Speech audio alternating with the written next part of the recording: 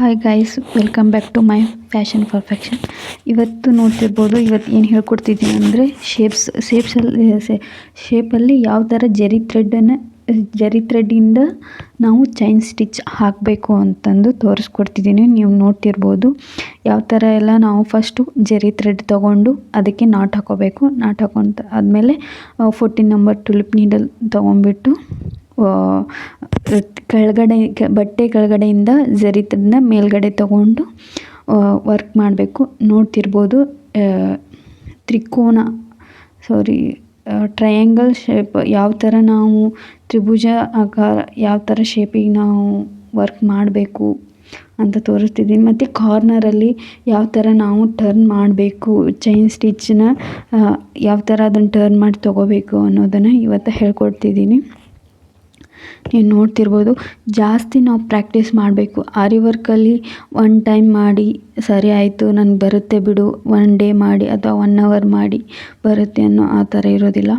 ಒಂದು ಸ್ವಲ್ಪ ಜಾಸ್ತಿ ಪ್ರಾಕ್ಟೀಸ್ ಮಾಡಬೇಕು. ಜಾಸ್ತಿ ಪ್ರಾಕ್ಟೀಸ್ ಮಾಡೋದ್ರಿಂದ ನಮಗೆ ಪರ್ಫೆಕ್ಟ್ ಆಗುತ್ತೆ. ನಾವು ಯಾವುದೇ ಥರದ ವರ್ಕ್ ಮಾಡುವಾಗ ನಮಗೆ ಡಿಫಿಕಲ್ಟೀಸ್ ಅಂತಂದು ಅನಿಸೋದಿಲ್ಲ. ನೀವು ನೋಡ್ತಿರ್ಬೋದು ಯಾವ ಥರ ವರ್ಕ್ ಮಾಡಿದೆ.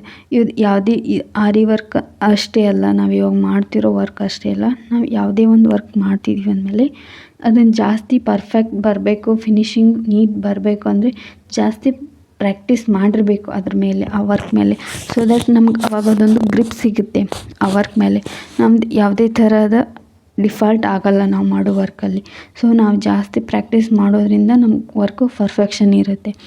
ಅದೇ ಹೇಳ್ತಾರಲ್ವ, ಪ್ರಾಕ್ಟೀಸ್ ಮಾಡೋದ್ರಿಂದ ಮೀನ್ ಪರ್ಫೆಕ್ಟ್ ಅನ್ನೋ ಥರ ಜಾಸ್ತಿ ಪ್ರಾಕ್ಟೀಸ್ ಮಾಡೋದ್ರಿಂದ ನಮ್ಮಲ್ಲಿ ಪರ್ಫೆಕ್ಷನ್ ಇರುತ್ತೆ.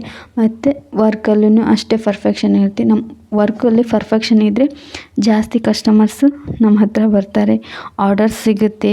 ಇದರಿಂದ ನಾವು ಅರ್ನ್ ಮಾಡ್ಬೋದು. ಮನೆಯಲ್ಲೇ ಕೂತ್ಕೊಂಡು ತುಂಬ ಜನ ನಂಗೆ ಆರಿ ವರ್ಕ್ ಬರುತ್ತೆ ಬಟ್ ಯಾರೂ ನಮ್ಮ ಹತ್ರ ಬರಲ್ಲ ಅಂದರೆ ನಮ್ಮ ವರ್ಕ್ ಫಿನಿಶಿಂಗ್ ಮೇನ್ ಇಂಪಾರ್ಟೆಂಟ್ ಆಗುತ್ತೆ.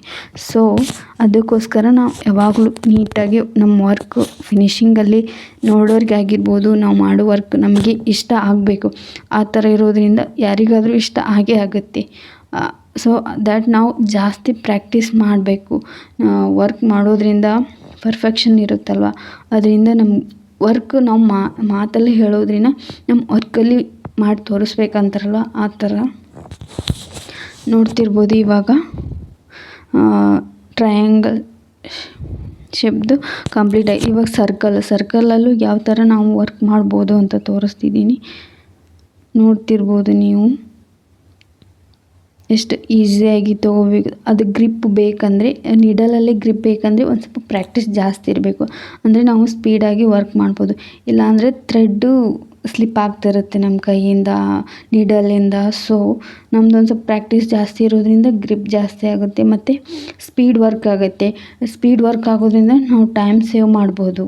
ಟೈಮ್ ಸೇವ್ ಆಗೋದ್ರಿಂದ ನಾವು ಇನ್ನೂ ಎಕ್ಸ್ಟ್ರಾ ವರ್ಕ್ ಮತ್ತು ಪ್ರಾಕ್ಟೀಸನ್ನು ಮಾಡ್ಬೋದು. ಸೊ ದ್ಯಾಟ್ ಅದಕ್ಕೋಸ್ಕರ ನಾವು ಜಾಸ್ತಿ ಪ್ರಾಕ್ಟೀಸ್ ಮಾಡಬೇಕು.